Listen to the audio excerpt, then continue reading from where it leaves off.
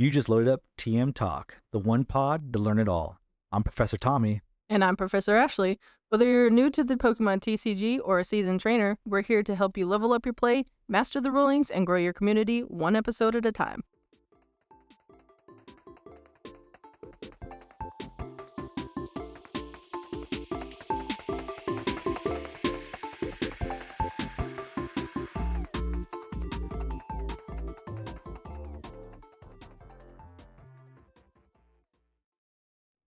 Well, hello and welcome to TM Talk.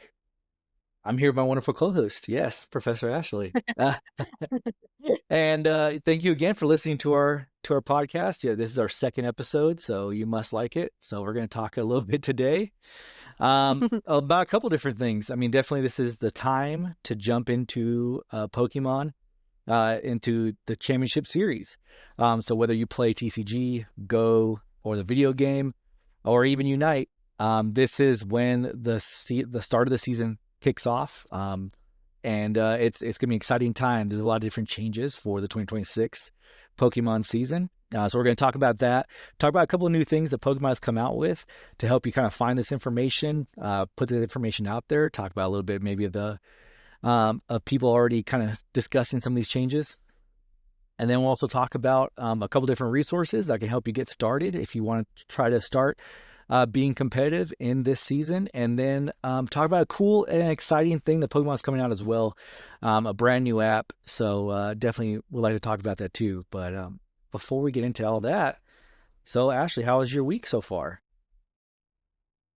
My week has been pretty busy. I've been busy working, doing a lot of pet sitting jobs, and just pretty much staying busy with everything, even going to Pokemon, even though season hadn't really started yet, but now it has, which is awesome. So I'm really excited for this season to get started back up. So how about your week? How's your week been going? Yeah, my week has been super busy as well. So starting with this last weekend, right, we hosted our first ever expanded tournament in our league. I think it went off amazing. Everybody showed up, a lot of different decks. I was expecting almost everybody to play Regidrago, even though we did have a couple. I was happy that we saw a lot of different decks out there playing. However, Regidrago did take it all in our tournament. Yes, it did. But you got to play in that. What were you playing? I ended up playing just Jesse Parker's Worlds list. So I just used his World Championship deck, which was really fun because when I first started, I played Miraidon a lot. And so just to go back and kind of play Miraidon again, one of the old ways, it was pretty fun. That's awesome. That's super awesome. Yeah. And it's fun to kind of go back and play some of those different decks from different formats. Maybe like you said, right, it was one of the first decks you started playing with. It was fun to kind of go back and revisit that. And I think that's why the expanded tournament is a lot of fun. We like to try to do different formats at our league. And we have a lot of player base that appreciates that. Sometimes not everybody wants to play standard all the time. The standard format, which is the championship series format, they wanted to kind of go out there and play for fun. And so I think this was an awesome time to do that. Kicked off the weekend with that. And then did all the admin work to prep our league for the new season. So made sure we reported all of our players on our roster to Pokemon. Start scheduling our challenges and our cup that we're going to host this quarter as well. So super exciting time. And then also with that, with the family, just kind of we took a trip down to Irving, Texas on Tuesday. Took the girls to their first ever concert, so that was really exciting. They had a blast doing that. And so it's good memories to have. And now this weekend is super busy because this is the July 4th weekend. So we are recording this actually on the 4th of July. So happy Independence Day to all of our American listeners, which, who knows, all three of you. Thank you for listening. And I'm hoping you're having a good holiday.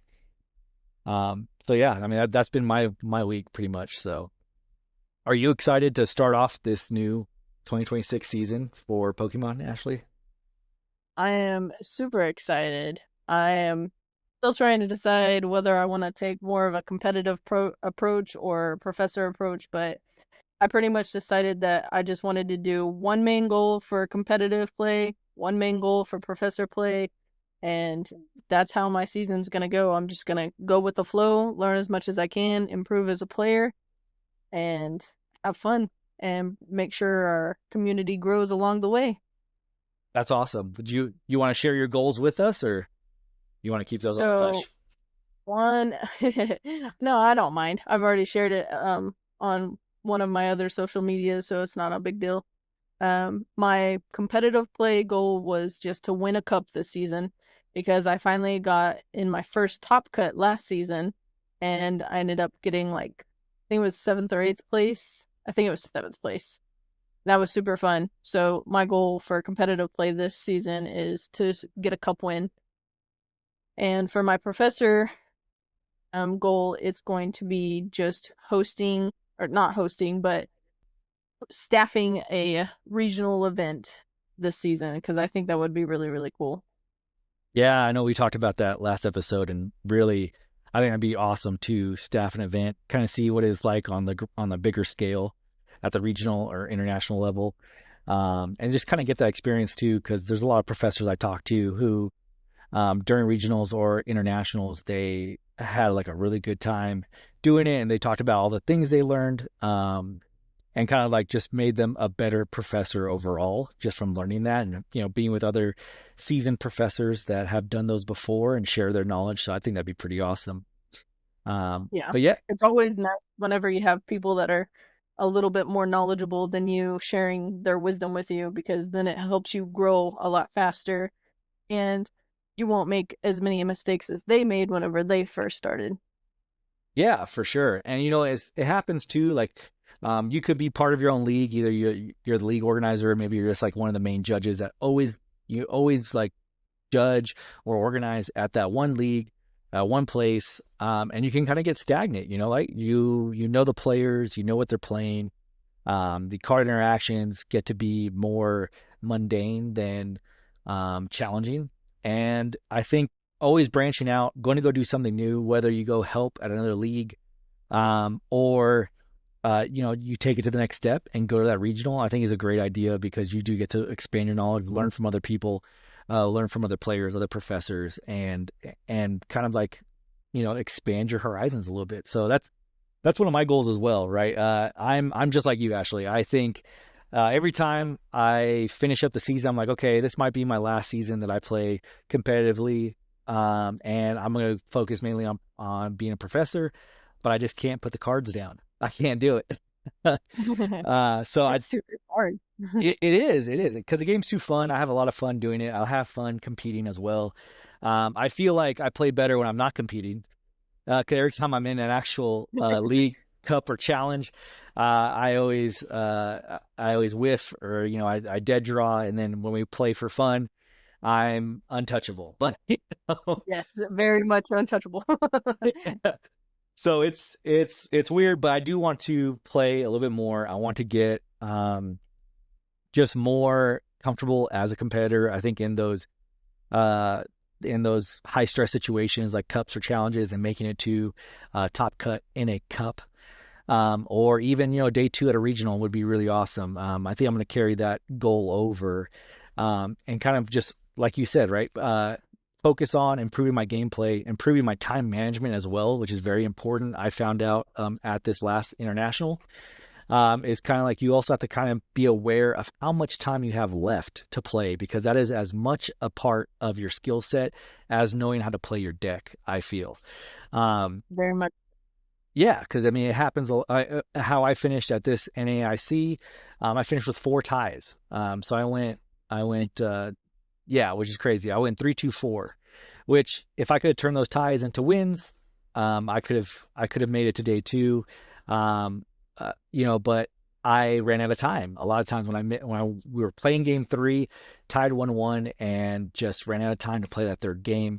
So just really understanding maybe in the future for me when I should scoop a game, move on to the next one, or maybe I have to speed up my gameplay and learn my lines just a little bit more, to help me out, kind of get to that point. So that's kind of my goals as a player, as a professor, as you said, right? I want to host an event. I want to staff an event. I think that'd be awesome. regional or Yes. international, and do that. And there's a lot of exciting ones that are coming up this year, which will be super cool. I'm really excited to see what else they come out with, because even now at the very beginning of the season, they came out with a couple of cool places to go to, and we'll talk about those here in a little bit. But yeah, it's gonna be awesome. So, what are you most excited about? As we we've read the news about what's changing for 2026, and so just looking at it, right? There's Pokemon did a whole bunch of new stuff. They created a new website called championships.pokemon.com, to kind of host all this information you need to know when you're going to start your competitive journey, and then also about what's coming up and what's new as far as rules and regulations, things like that, and all that kind of stuff. So I think this website's super cool, because before we had to go hunt for a lot of this stuff. Either we had to go look at RK9. There was a lot of other websites that would try to compile all these different information from different places. So I think it's cool that Pokemon realized that there wasn't all this information in one place. It was all this information in a whole bunch of different places. So I don't know. Do you have any stories about that? Trying to find out what's going on during the season, Ashley? I actually really like that they're just taking the championship stuff and just putting it into one website, because I think it's going to make it a whole lot easier for players, for parents, anybody that's somewhat interested in playing the game, whether it's on a TCG, VG, or Pokemon Go or Unite level. I think it's going to be a lot easier now that it's a bunch of the information is centralized, because I mean, just looking at the website, it's set up in a really nice way too. And I think it's going to make it a lot easier for people to find what they're looking for. Yeah. And I'm excited for what else they're going to come out with, the new apps that they're going to do. I'm excited that they've changed some of the like points and some of the things that players have been kind of not really complaining about, but complaining about, for lack of a better word. Yeah. But Discussing, I'm right? excited that they're listening. Yes. I'm excited that Pokemon is listening to their player base and trying to do their best to improve the player experience in more ways than one. Because Pokemon is leading up to their 30th anniversary. And so I think that they're taking a good step in the right direction. Yeah, I totally agree with you. This website's pretty cool. Like you're right on the homepage, they're showing you the next event, which is Pokemon World Championships in Anaheim. So they have a little thing, a little banner for it, some event details. As you scroll down, give you the news and featured. Hey, what was the latest series results, which is always awesome. We all know about Limitless TCG. That you can go there and look at all the different tournaments and the results of those, but just kind of have it up here as like a little screenshot of who won, who came in second, what deck were they playing, real quick, and kind of give you a good idea. And no matter depending on the game, because Limitless TCG is really TCG centric, so those players who play the video game or Go or Unite, this might be a great way to kind of figure out, hey, like who won my game, who won those. So that's pretty cool. I like that.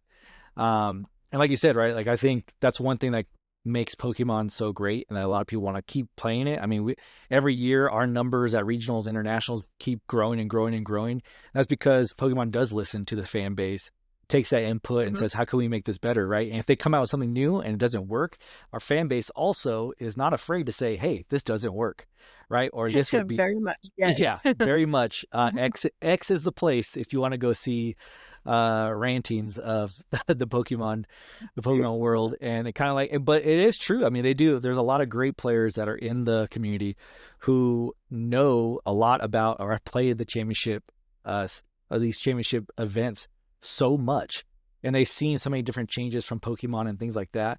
So when they see a change, they're like, wait a minute, this doesn't work that great because of this, and they give really valid reasons. It's not just like, oh, this sucks, and they put it all in caps. They actually give you like sometimes paragraphs of like, yeah, I see what they're trying to do here, but this is why it doesn't work, and we should probably maybe try to do this. And I think somehow, Pokemon, whoever monitors the social media for them, they do a great job of bringing that bringing that word forward, see if they can make some change. So that's pretty cool. Mm-hmm. And so, on the rest of this website too, you can find the events. You can even go look at the leaderboards for any of the different games, which will take you straight to the leaderboard on Pokemon.com, which is pretty awesome. And then you can do the broadcast too. So if you want to go see if anything is getting streamed, you can go ahead and find it on Twitch, YouTube, and even do your rewards from Twitch as well, because sometimes they do a lot of drops while you're watching that stream straight on Twitch. And then you can go to the broadcast hub, I think, which this one even shows you what they're streaming and when. They give you a schedule, who's on, all that kind of cool stuff. So that's pretty neat. You also have the news, so news section. So anytime anything news comes up, that's newsworthy that Pokemon puts on here, they put it on there. And then, of course, you get your resource and documents and things like that, which is, I think this is really cool because, yes, they have this on Pokemon.com. Rules and resources, but you kind of have to find it. You have to like kind of go and dig a little bit. You have to go through the Championship Series events. There's a little sidebar that says like after underneath view events, there's like a little one that says, resource and documents. And here they make it really accessible. It's right on the main page. It's underneath resources. It's the second thing there.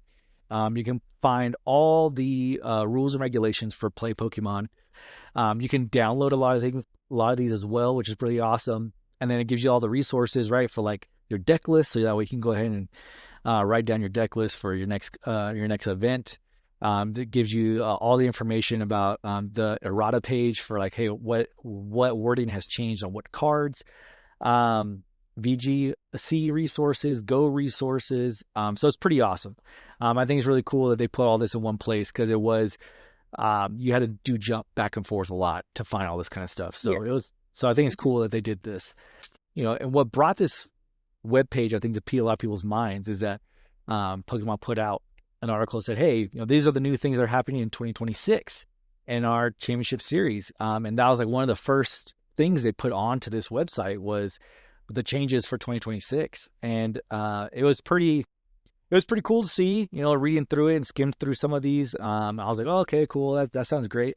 But there's a couple of these that kind of, once again, brought out the X community for Pokemon to kind of voice their opinion about what they thought about some of these changes. So I think, let's talk about some of these things. So as we've been saying during this podcast, right, the TCG and Go League challenges and cups will start for the 2026 season on July 1st, right? If you're into the video game, those challenges and cups will start September 1st. So that's pretty cool to know that right off the bat. Hey, for 2026, July 1st, if you're playing Go or TCG, that's when the season starts. That's when you can start looking for events for those challenges and those cups in your area to start filling out your BFLs. And then the video game, they get to take a little bit longer break until September 1st. So they get to kind of get that ramped up. I think that's pretty cool. But one of these other ones that they talked about was the amount of players that we receive on a regular basis at regionals and internationals have increased the time that has taken to actually finish these day ones and then, the day two Swiss rounds and even to top cut. So this next one is the end of round rule change, which, since I've been playing competitively, which is not that long, but it's always been, we've had 50. So at a regional international, you had 50 minutes for best of 3. And then at the end of time, you had +3 turns. So if you were still playing when time was called, you were turn 0. The next person's turn 1. You are 2. Then after they're done, you are turn 2. And then it goes back to your opponent for turn 3. And that's the final turn. If there is no decisive winner from that, so if they didn't take all 6 prize cards, if they didn't bench you out, so on and so forth, then it's considered a tie. But of course, that was 50 minutes you're playing for best of 3, and then there was no time limit on the +3 turns. So I think we've even seen it at our own locals for cups and challenges. It's the same rule. Same rules apply at the end of turn. You get the +3 turns. And sometimes those +3 turns can take another additional 20, 30 minutes. So when you're Very playing, much. yeah. And so when you're playing a best of 1 at 30-minute time limit, that's already an additional round that you're kind of waiting for. Everybody's also waiting for to get that completed to start the actual official next round, right? So that's an extra 30 minutes if you're playing in a tournament or you're at a tournament for. So what they're looking to do, instead of +3, they're going to do +1. So let me read this whole thing for you and let's see if we can kind of break this down. So during the 25 season, like we talked about, when time was calling around, competitors had +3 turns to conclude their active game. If the game did not resolve in those turns, the game was declared a draw and the match concluded accordingly. For example, if one competitor was ahead 1-0 and they were awarded a match win, but if the game score was 1-1 or 0-0, the match was a tie. This end-around procedure creates complicated situations for event operations since the +3 turns phase of a match technically has no time limit, like we talked about. It's been observed that competitors play differently during overtime and stretch out their turns, making a round turnover unpredictable and significantly extending round times.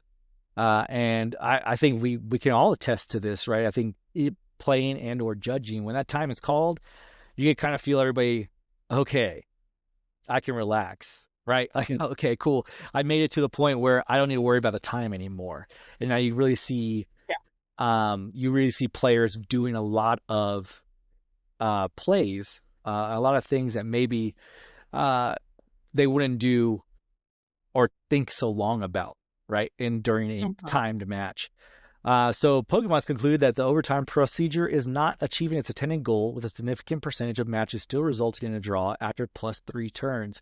Yeah, the whole point with the +3 turns was that they figured with +3 turns there could be a definite winner, hopefully having less draws. But it seems that from their data that they've got, there's still been a lot of draws. I am a culprit of that.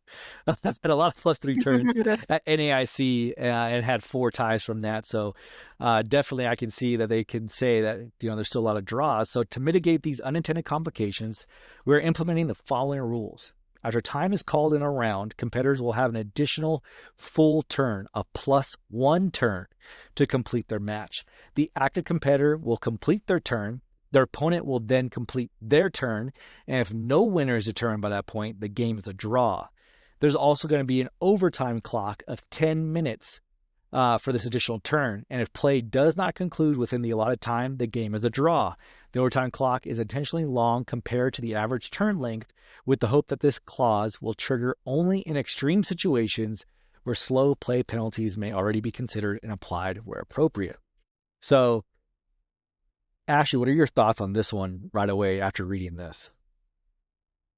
So I think it's definitely going to create some complications because a lot of players are so used to the +3, and I feel like sometimes the +3 was perfect for actually closing out games, but at the same time, I think it will help people try to manage their time better, and that's something that we talked about earlier, where you really have to watch your time when you're playing, and it's definitely going to be apparent this season with this new rule change. I think I agree with you. I think I know where you're going with this. Is that I think a lot of competitors, as they played, and they, and you can always ask the judge for time, right? And as it got closer, they're kind of thinking those +3 turns ahead, right? To say like, okay, I want my opponent to be turn 0. How can I get it to where my opponent is turn 0 so I can get the 2 additional turns? Because those are 2 additional turns, then I only need to knock out 2 EXs, right? And maybe win the game. Or I need to knock out X amount of Pokemon to win this game. And now with this, which is where, hey, when time is called, that player who is still playing their turn, when time is called, their turn 0, and then there's just one more turn. Right. So I think right then and there, it's going to change the way that players are looking at the game, because it really is. You have 30 minutes, like at leagues, cups, and challenges here in America. I know a lot of times it's 30 minutes, best of 1, with the end of round rules, right? Which is either +3 currently or +1 in the future. But now you really only have 30 minutes now with this change to win a game, or you figure out how to be the +1 to take your last prize cards to win. Because if not, then you're getting a draw. And I think I understand the overtime clock as well. Because I think a lot of times you want to think like, okay, if we got to this point, is it because there was slow play, or was it there because there was play that did not advance the board state? And all these kind of things are mentioned in the guidebook. So they kind of talk about what is slow play, what's considered slow play, and all those kind of things. So putting an overtime clock at 10 minutes, which is already, I think, for one turn, is super long. However, there are some turns where you can take 5-6 minutes to do something, which makes sense. But I think at that point, if you have that one turn and you have five prize cards left, I think you're looking at the opponent and saying, "Hey, you know what? Great game, right?" And calling it a draw anyway. I don't know, man. I mean, hey, unless maybe you're playing Dragapult and you could take 5 in one turn. Who knows? But Yeah. I think we're going to see more draws than maybe we do now, or a lot more gentleman agreements where the players can say, hey, based off of board state, or if you can prove that you could take, all the prizes next turn or something like that, or if you could win next turn by your hand, I'll concede the game to you, or you concede the game to me, which those are not official by Pokemon's rules. Like no professor, no judge will uphold a gentleman's agreement, but it's between the two players. I think we're going to see a lot more of that, and possibly a lot more draws. Who knows? But maybe I also see a world where this favors, or maybe players will want to start playing turbo decks that can hit for big hits and take prizes really quickly. So I don't know. I'm interested to see how this one changes. I think I said it earlier, like as a professor, I can totally understand organizing these events and having this +3 turns. It does take a lot of time out of the tournament. It makes a lot of players upset because they're staying there for a lot longer. And then playing 9 rounds in one day at a regional, and being there from 9 in the morning or 8 in the morning and then until 9 at night, is tiring. And there's no lunch break for masters. So you get a lot of hangry adults running around playing Pokemon still. So which, I think they're looking for this to kind of help that. And I can totally understand that. And I can agree with that. On being a player on that side, I'm up in the air. I don't know if I'm going to like this right away, because if I make it a time and that's a draw, I get one turn and then draw, I feel like this is going to create the environment where I need to realize, hey, I need to make, like, right when I sit down with my opponent, hey, look, if we make it to the end of turn or end of round and there's not a clear winner, let's decide it this way, right? And do a gentleman's agreement. And so now you're hoping that your opponent upholds that agreement if it's in favor of you. And not just say, hey, yeah, no, it's a tie and keep going forward. Because now if you get more ties, the less likely you're going to be heading into day 2 or even top cut. Another downside that I also see about this is when it was +3 turns, if, let's say, you were in the middle of an attack and it was passing as time was called, that was technically your turn 0 was gone. So Yeah. it just disappeared. So with this turn just +1, if they still hold on to that ruling where if you're in the middle of an attack phase, your turn 0 and it just passes, then you have no extra turn and your opponent only gets one extra turn. Yeah. So I think it is going to be a downside of that for players too. And I feel like we may have some angry players because they may not understand why that happened. So I think professors also need to be alert, hey, this may happen, and how to handle that situation as well. Yeah, and I'll be interested to see how players handle this. I wonder, because this rule does not take effect. We had of course, this was the change that a lot of people were talking about on X in the community, and even professors were like, "Oh, well, this is the new change is going to happen in 2026." We're already 4 days into the season.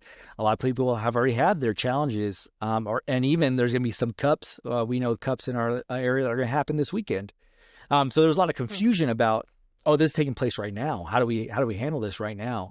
And this was a big one that players were talking about. So luckily, from the guidance that we received on the professor side from TPCI, which is the Pokemon company, International, says that this won't take an effect until the rule book changes, which is going to be September 1st. So September this, 1st. yeah, so we're not going to have, currently we're still in the +3 turn system, which I think a lot of players are going to be breathing a sigh of relief for at least the next couple of months. But I'll be interested to see when this takes effect. If we're going to see like a hot potato almost at like the last minute of time, right? And be like, okay, pass, no, pass. Because nobody wants to be turn 0. They want to be turn 1, right? And so we see it in sporting events, right? Like football, we see people who want to drain the clock. Our teams drain the clock, right, at the end of the game.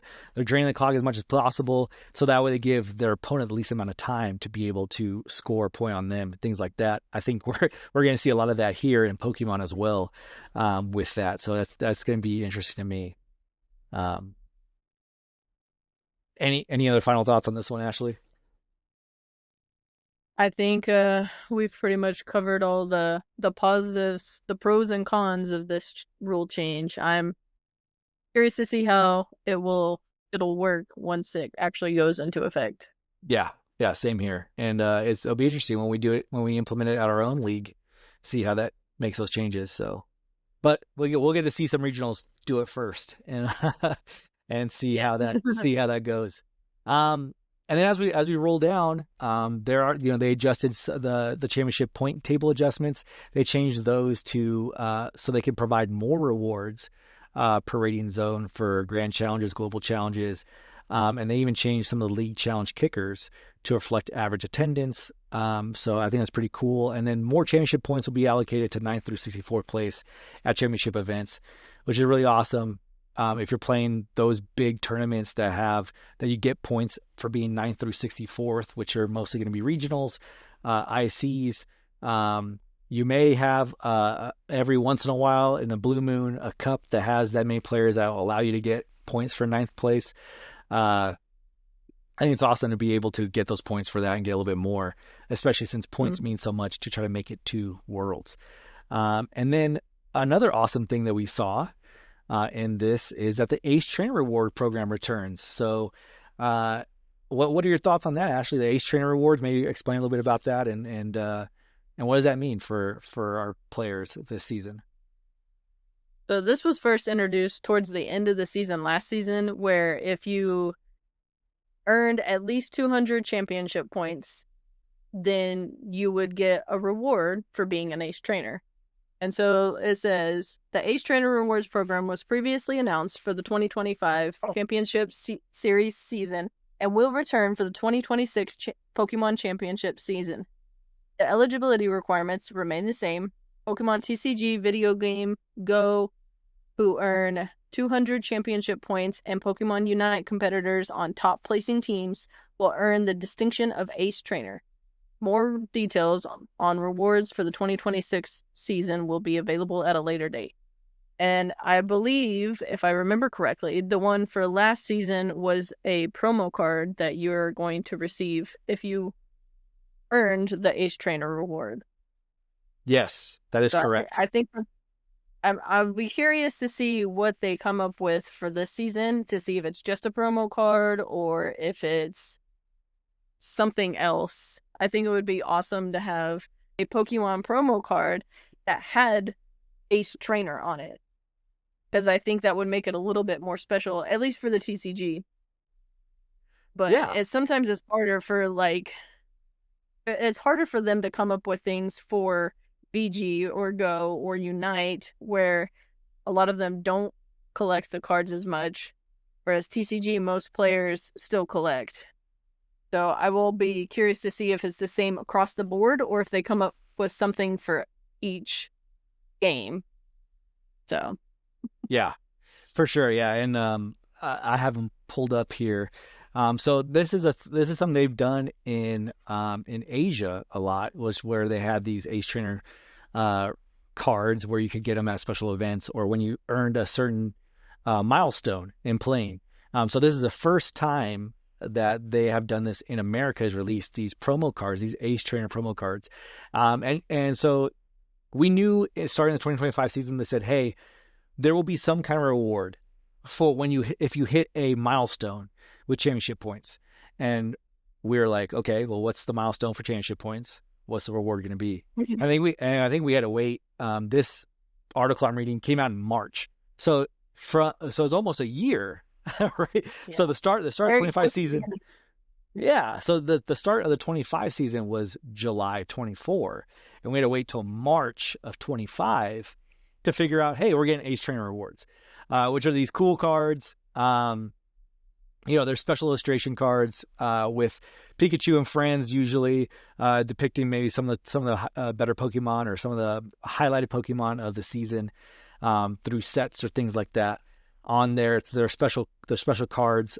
They're showing us here some examples from the championship series of 21, 22, 23, and 24 from Asia. So we understood, hey, it was 200 points. You get this cool promo card. We still don't know what they're going to look like for America. So they're actually going to be shipping out here on the 11th of July. So that's pretty cool. So all those trainers who, you worked hard this season. If you did your best finish limits, your BFLs for your league cups and challenges, you're pretty much there at the 200 point mark. And you're looking to get these, and that's a big accomplishment. So that's really awesome that they're celebrating that. To give players something else to shoot for. Maybe, maybe they're not going to be able to reach that top 100 to make it to Worlds, but getting 200 CP is still a great accomplishment. And getting something for that from Pokemon is pretty awesome. These cards look super cool. So we're really excited that they decided right at the very beginning of the season to say, hey, we're doing that again. But be on the lookout for what it is. So super excited to see that. My daughter actually got 200 CP. She earned it. And so she's going to get hers here pretty soon. I did not earn it. I did not get an email. However, super excited for her, and she was super excited about it. I mean, just I was like, hey, Pokemon sent you an email, showed it to her, and she was like, oh, this is so awesome. Like, and so she didn't know and was really excited to see what this card is going to be. So, looking forward to that. Awesome.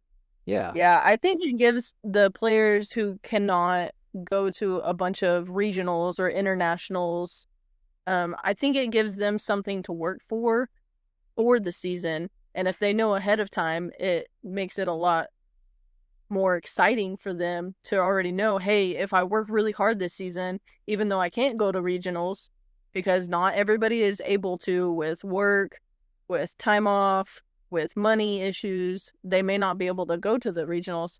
So I think this also helps those people who want to play Pokemon, but they can't achieve the higher play point or the championship points like some of the pro players would. But yeah. I think it's going to be awesome. Yeah, I think so too. I think it's really cool. And I think it's cool to set something that like you said, right? It's a stepping stone. Like, hey, maybe that's going to be a competitor's goal. Is like, hey, I'm going to get 200 championship points because I want that Ace Trainer reward. And so, they can kind of shoot for that and then keep going up from their skill set from that. There's also a lot of changes to Pokemon Unite. They're no longer operating on a championship points level. They're only going to invite teams through 3 primary methods, which is pretty crazy. And those teams will receive travel awards for the 26th World Championship, which is finishing top 2 in a Pokemon Unite Regional League, winning the AOS Cup at EUIC, Asia Champions League, or the final stretch at NAIC, and then winning a Pokemon Unite Open Last Chance qualifier. So I'm not really too sure. I'm not really too familiar with Pokemon Unite. I saw it at NAIC. I thought it was super awesome. Reminded me of a lot of other MOBA games that are out there, but it seemed super cool to play that with Pokemon. And it's a little bit different as well. So it was pretty neat to watch. And I don't know what the kind of effect is to them about not doing championship points anymore and doing this top 3 wins. To me, just on the outside, this looks like it's a lot more. It's going to really make it a lot more inclusive to Pokemon Unite Championship for their World Championships for 26. So it really seems that you got to step up your game and Unite if you want to make it farther. Unite is actually really fun to play. I haven't played it a whole lot, but it's got a very sportsy feel to it, and it's really cool to be on a team with other people, whereas like Go, VG, and TCG are all, it's just you. But Unite, it really incorporates the community Mm-hmm. and your teammates. So I think I'm excited to see how that works for this season. Yeah, that's cool. And I'm excited to see this game grow as well because I know when it first came out, it, I mean, Pokemon included right into regionals and or ICs and worlds. We saw that a lot there. And then it's been gaining in popularity. And so I think it's gonna be awesome to see these changes, and hopefully they're for the better for that group and that community as they play. So I'm excited to see that. And then they released some dates and some locations for regionals and for internationals. Woohoo! So this is pretty cool. We get a little tidbit about what's going to happen here. They released a lot of international dates and events, which is super cool. Especially, I think, a lot in Latin America. So I think that's super awesome. And they have Monterrey, and then Belo Horizonte in Brazil. Hopefully I said that correctly. I'm sorry if I didn't.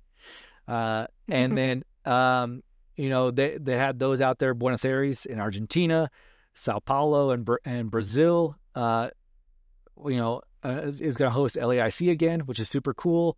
They have another regional in Merida, and then Santiago, Chile. They have a regional there, and Seville, Spain is going to be a special championship. So a lot of stuff for the Latin America players out there. So that's pretty awesome. I think. Oh, and I missed one here. Querétaro, Mexico, and Lima, Peru are having a regional and a special championship as well. So a lot of stuff going on for Latin America, which is super awesome. So excited for them for that. And then for us in North America, we got the first couple of regionals that we know about, which is going to be Pittsburgh is going to happen in September 19th to the 21st. Milwaukee, we're going to Milwaukee once again, but now we're going to go in October 10th to the 12th, and not so late in the season as we did in this past season. And for the first time that I know of, there's going to be a regional in Las Vegas, baby. Yeah, Las Vegas. November 14th through the 16th. I know so many players already are super excited about this Las Vegas regional. They have already said, hey, I'm going, I'm saving now. They're selling everything to go to Las Vegas to play this regional championship. I am super excited. That is my hometown in Las Vegas, Nevada. So I always have a special place for Las Vegas in my heart.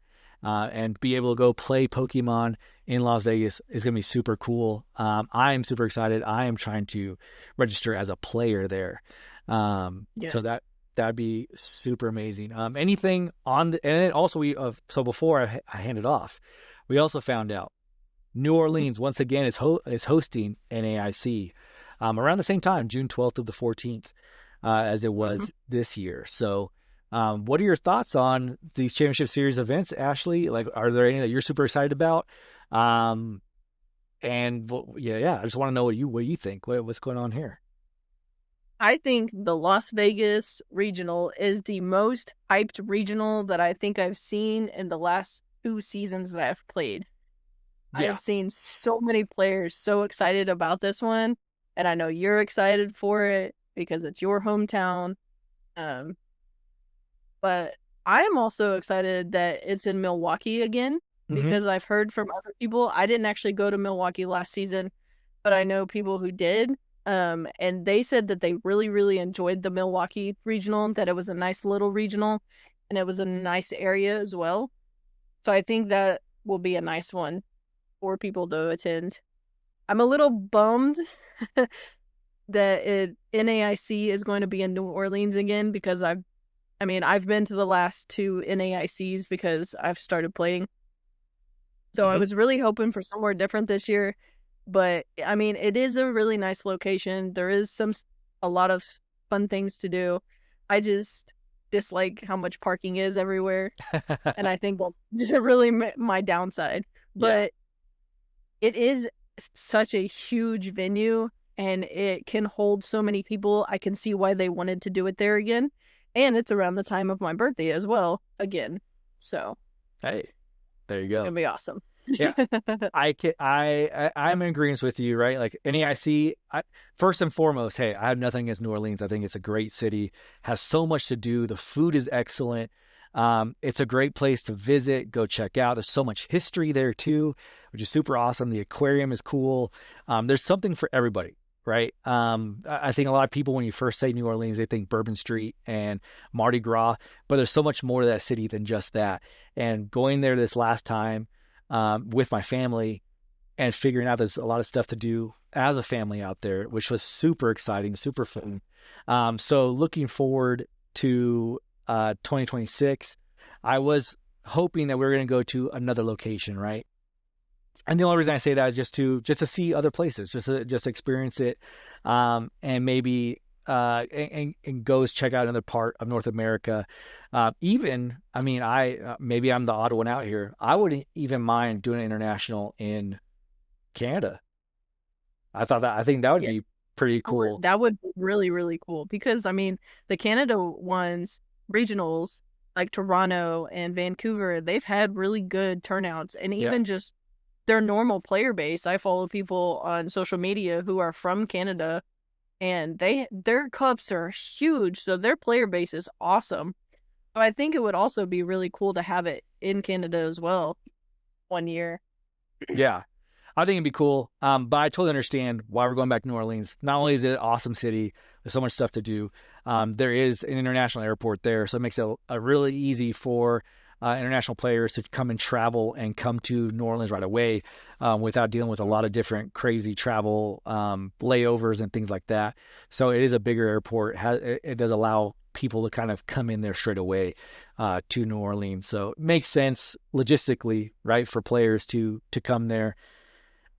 It just, like I said, I think we touched on it, right? Just kind of to experience something different. This is going to be the third NAIC in a row in New Orleans.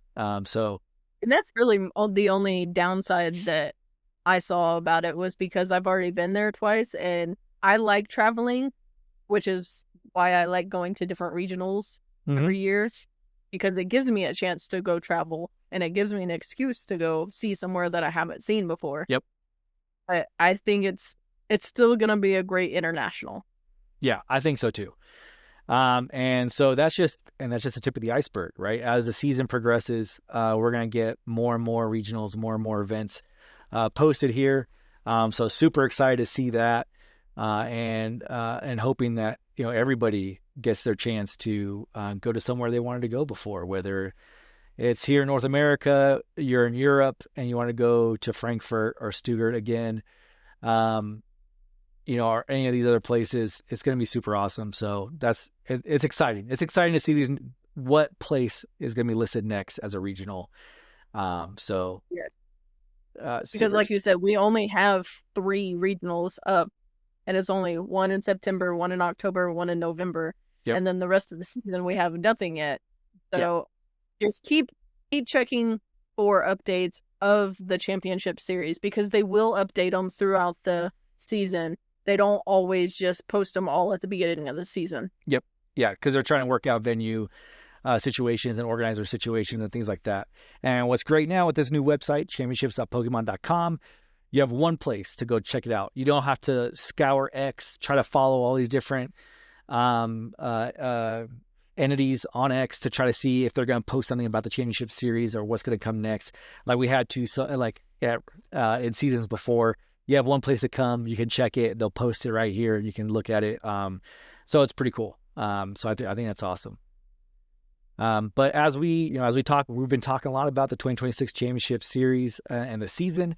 And of course, that season for most players is all going to start locally in your area, at your local store, at your local league, with them doing their challenges and their league cups.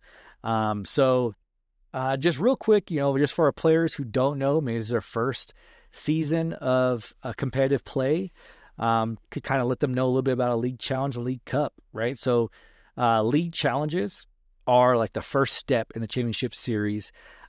which they are hosted every single month by a league that's in good standings and can host those tournaments. They'll host one every single month. You'll get, if you earn top placing in your age division, you'll get championship points, and you'll get some cool prize outs from your league. Probably some prize packs, probably some packs, regular packs of Pokemon as well.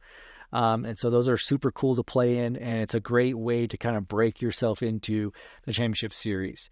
Ashley, why don't you tell our listeners a little bit about League Cups? League Cups are bigger and they give more points than League Challenges. They're really fun to play, but typically League Cups also have a top cut. So whereas if you go to regional, they have a top 8. When you go to your League Cups, typically they will have a top 8 as well, depending on how many players show up, because there has to be, I think it's at least 9 people? Yes, 9 players. To have to be at least 9 players. Yeah. So, but the League Cups are really fun. If you've tried a challenge, I suggest trying a League Cup, because they typically are more expensive, but they also give out more prizing as well. So you will also most likely get a prize pack. Most of the time they will give a prize pack just for attending, but it depends on the league. They aren't all the same. Every store, every league does different pricing for different things. But you will also receive packs. And sometimes, even if we have like extra old promos, sometimes they will give them at the cups for all the players who participated. So, yep. Lots of cool stuff. Yeah, lots of cool stuff to do. And like you mentioned, right, you're getting more points than you are from regular challenge. And that's because there's a little bit more on the line with this, right? There's and I forgot the most important thing, Tommy. Please. If you're the winner of the League Cup, whether you're a junior, a senior, or a master, you also get a fancy mat that says champion. And that is something that is different at a League Cup than a League Challenge, because you will get a champion mat for placing first. Those are the coolest too, because it's always every quarter. So a league can only host one a quarter, which is one every 3 months. Every quarter, those mats are different, and usually it goes with the newest set that came out, or like the most focused set that's out there on Pokemon. So like when Journey Together came out, the mats were N and Zoroark together on a league mat. And then now with Destined Rivals, which is this is the new season with these cups, with Destined Rivals out, the new mats are the cool Ethan's Ho-Ho out there. Yeah. So that one looks super cool. If you play TCG Live, you have seen the picture that's going to be on this mat. It's right there on the loading screen. When you see Ethan riding on Ho-Oh out there, that is the picture they put onto that mat. And it's super cool with the champion word on it. It looks sick. So definitely one of those things that people are definitely fighting for at their League Cup is those championship player mats. So yes, that is super cool to have. Yeah. And so speaking like as a professor and somebody who wants to grow the community in the league, players, please check out your leagues, your local leagues.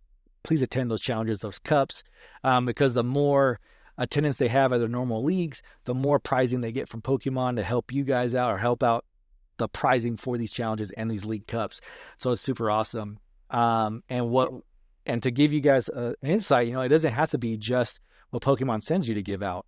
At our league, our store owner did something super awesome for our cups, that he actually has 3D trophies printed out with the winner's name on them. And he actually prints out 2. He prints out one to give to the player and one that stays at the store. So you will live in infamy at our league if you win a cup. And that's for juniors, seniors, and masters. He prints one out. So I think that was a super cool thing to do. He did that just off the cuff. And I think it's helped us out a lot with our players, or with the player base, to come and try to visit us, because we are kind of a little bit out away from a lot of big cities. But I think even just that little bit of extra, right? That little bit like, hey, I get a trophy too. That's pretty cool.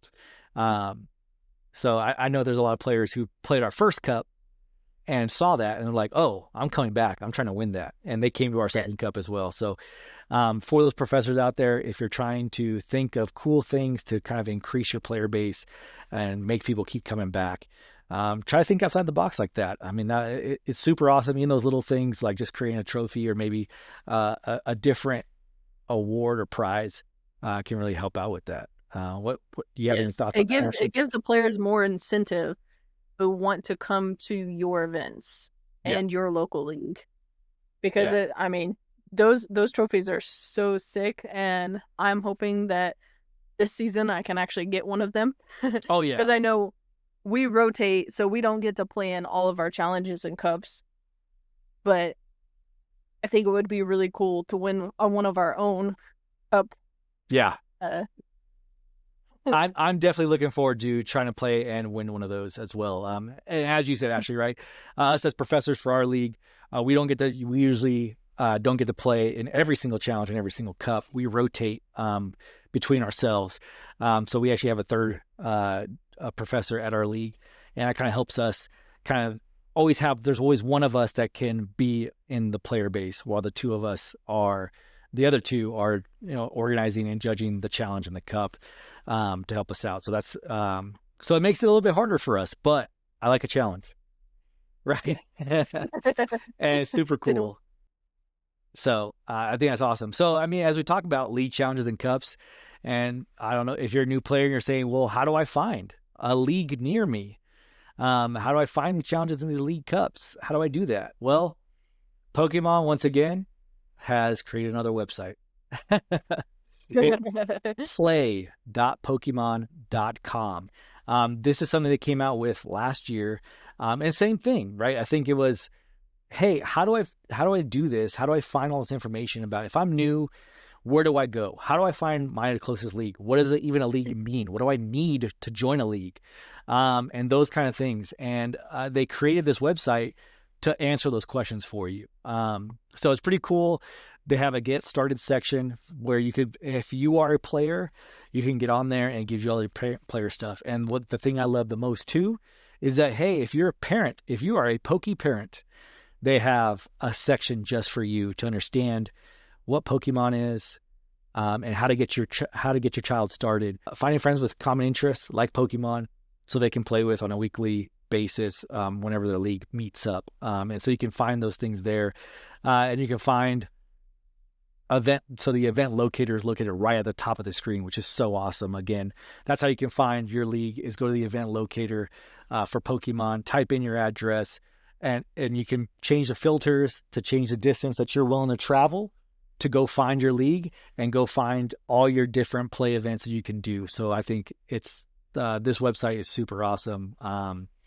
Any other tips that you have for our new players trying to find a league or anything like that, Ashley?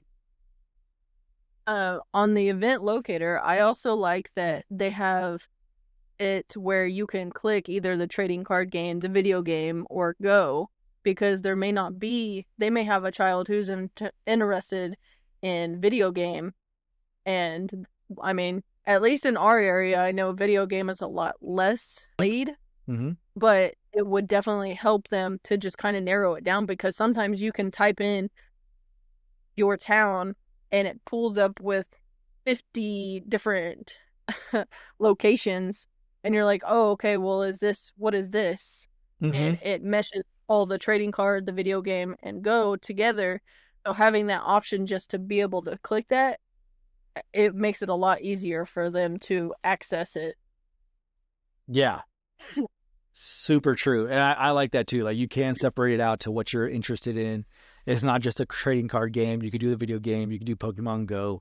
And then find the event types too. Like, hey, maybe you are a super serious competitor and I just want to see the tournaments. Where are the challenges and cups closest to me so I can play those? You can find those. You can filter it out just to that. If you're looking just for play times for league, you can do that too and skip all the challenges and cups because maybe you're not ready for those yet.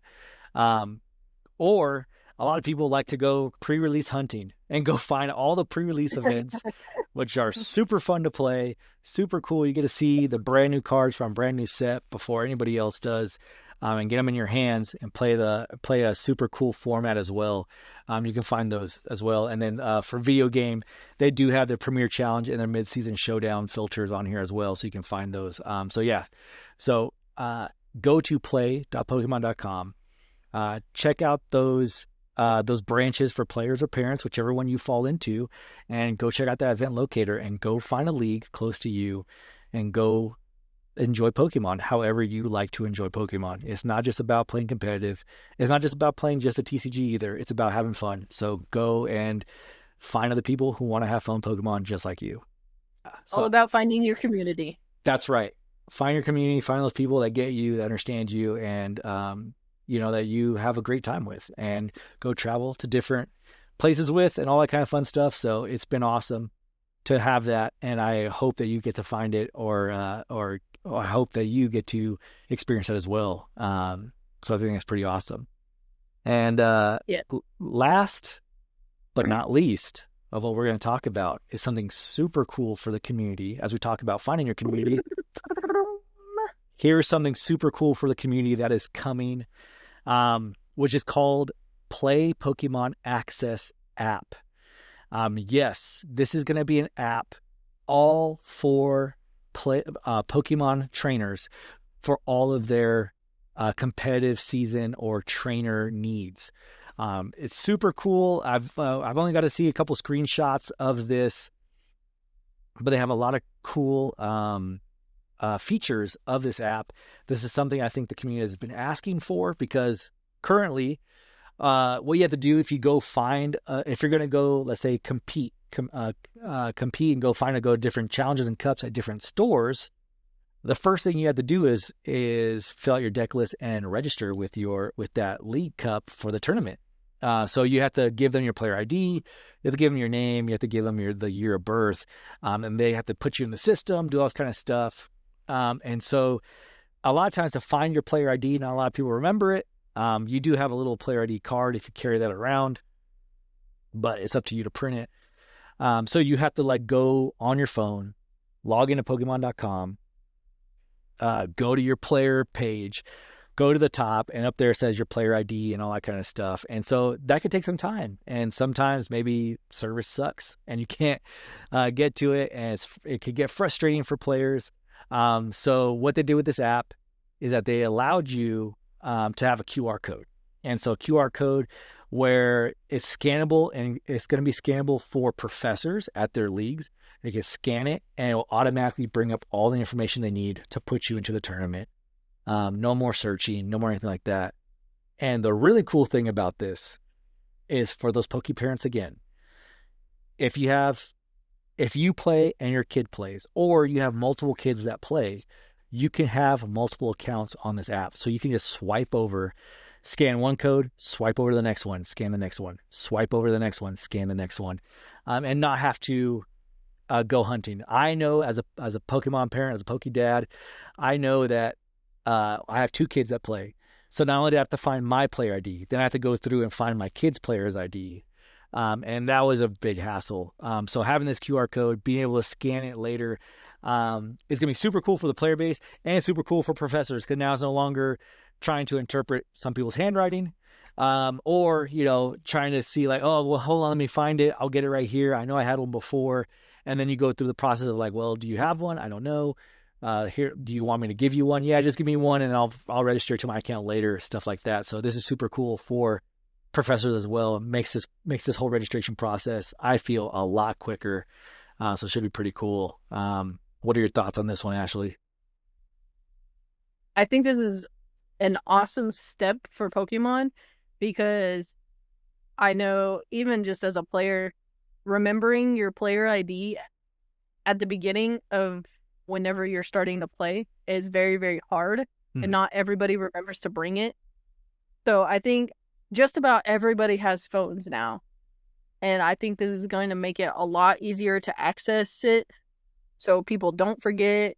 And with all the other cool things that they're going to have on it, I think this is going to be an awesome app for Pokemon to have everything in one place, instead of just having to log into your player account and then going through the tabs and searching for everything, it's going to make it a lot faster for people too.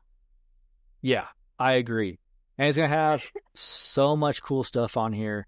It's also going to have the event locator inside the app. So you can go ahead and once again find those events close to you. You can even favorite stores on this. So when you open it, the play locator will actually just bring up those events, those events from your favorite stores right away, like right up top, and then you can search through the rest of them. Which I think is super cool, especially if like you have a league already, you have one or two stores that you go and travel to for those leagues. You can see right away, oh, hey, cool, they have this event going on this time, and maybe even help you kind of navigate your day and be like, hey, they have this challenge starts at 11, this one starts at 2. I think I can make both of them. Let's do this and try to max out my time to play Pokemon as much as possible. So I think that's super awesome. Another cool thing here is the home screen. They're going to have a home screen that has a lot of information on it, like your achievements, news from Pokemon.com, and they'll also run banners to let players know of very important information like events and streams from Pokemon as well. So I think the whole idea here is just, once again, to be that one-stop shop for everything play Pokemon-wise, which is the competitive scene of trying to figure out where you're at, what are your points, what have you done, and what's going on and what can I watch. So I think that's pretty cool. Ashley, what about this next piece that we have? I think this is pretty awesome too. I think this competitive dashboard is going to be really cool because it says it's going to be for competitive players to see how much CP they've earned, what large events they attended in their tournament history. And like I said, trying to log into your Pokemon account on Pokemon.com and then trying to go through all these hoops to find it. Having this in one centralized place is going to be amazing for competitive players because you're going to be able to track your season a whole lot better with this dashboard. Yeah, for sure. And I think this is a lot of players, when we talk at when we get done with a challenge or a cup, we're logging into Pokemon.com, trying to go look at our dashboard on Pokemon.com and like, hey, like, okay, cool, I need this many points or something like that. But it's the whole process of, I got to get internet service, I got to log in, I got to be able to then view it on my phone. This is a mobile-ready app that views it in a much more viewer-friendly mode. So you can really see from the screenshots we're looking at, it looks like it even breaks it down for like world championships, international championships, regionals that you played at, stuff like that. So you can even see your BFLs as they get filled up. And then you can kind of look through your individual events and see those as well. So I think that's pretty cool. A lot of players already track this stuff too. So being able to find it a lot easier is going to make it a lot more accessible.